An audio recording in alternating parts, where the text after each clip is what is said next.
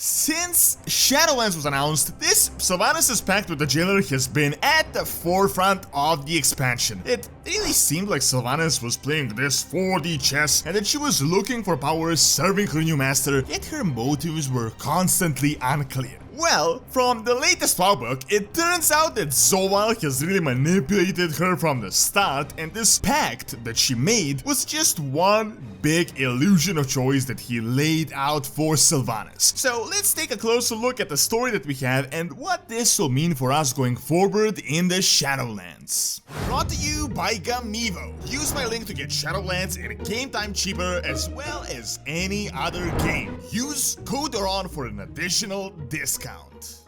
We all know the backstory of Sylvanas, so I'm not going to get too much into that, but this new lore comes from the just released book known as the Folks and the Fairytales of Azeroth. Generally, the book is written as tales and myths told by the inhabitants of our planet, but this one particular story of Sylvanas seems to not actually be told by people, and it's more like it's just there, meaning that it is more than likely canon, if not in its entirety, then quite partially. It begins through the eyes of Vereesa Windrunner, the sister of Sylvanas, during the battles against the Scourge during the Third War, and she approaches a graveyard with two statues, one saying regret and the other acceptance, which is quite obviously symbolic. The spirit healer tells her that she will bring back Sylvanas if she can convince her sister to come back to the world of the living. So Vereesa ventures into the Shadowlands, and this entire thing is like a dreamlike state. First, she reaches Ardenweald, and there she's unable to find her.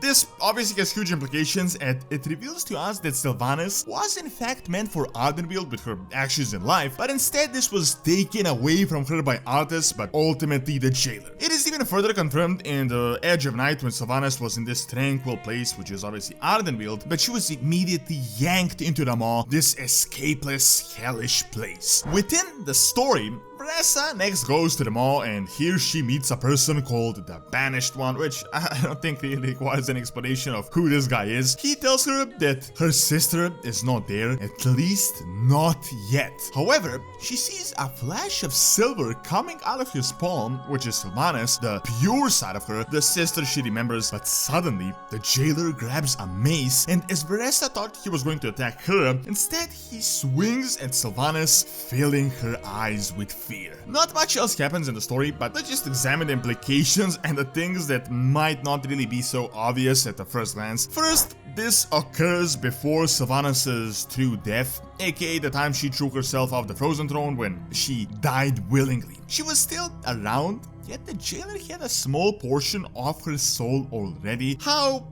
It is quite obvious. Through Frostmourne, we've recently learned that the Jailer has all the souls that the Frostmourne took, and he keeps them in his vault, and obviously Frostmourne is capable of damaging and splitting souls, as was evident with Uther. However, what is even more interesting is that he told Vereesa not yet. This means that through shattering her soul, he denied her access to Ardenweald and the Arbiter, therefore bypassing the rules of the current afterlife, but he didn't really have Sylvanas entirely. She wasn't fully in the maw yet. So he plotted the entire plan to fully consume her soul and to turn her into his agent that will ultimately help him escape. The Jailer knew that it was only a matter of time until Sylvanas falls, and then he can fully grasp her. What is crucial here is that she made the pact that is behind the entire Shadowlands storyline, right after Wrath of the Lich King, as Arthas was defeated. She killed herself by falling off the Frozen Throne, and the Jailer through the Valkyr seemingly offered her a deal where she will break the machinery and undo this injustice on a universal scale, and she chose to join the right side. Well,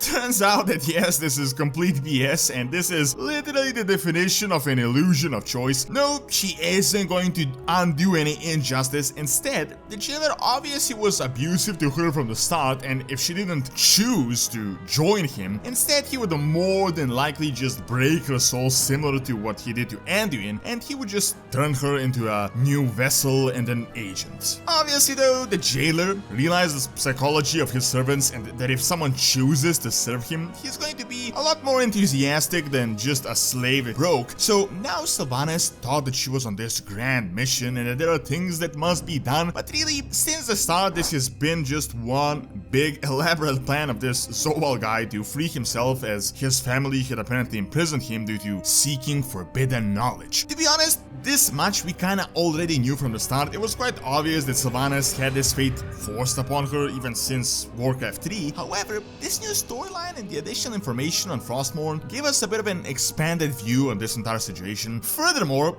this was released a month or two before the story continues in 9.1, so this is definitely going to have some huge implications for the future of the Shadowlands. Obviously, it paves the way for the redemption of Sylvanas, and ultimately, it really does seem like she will betray her master and free herself from this seemingly inescapable grip. The looks that we had seen before in the cinematic and how Zovaal pretty much forced her to convert Anduin were hints, and now they seem to make a lot more sense. Why Sylvanas hesitated was more than likely because she realized that this would have been her fate had she not chosen to make a pact, and she felt bad because Anduin did what she could not do. Anduin didn't want to make a deal with the devil, he didn't want any pacts, and this must have eaten at Sylvanas ever since. Ultimately though, as we encounter her in the Sanctum of Domination as a raid boss, we will see what happens, but with the fight happening in Oribos and the Arbiter, looks like big things are going to happen.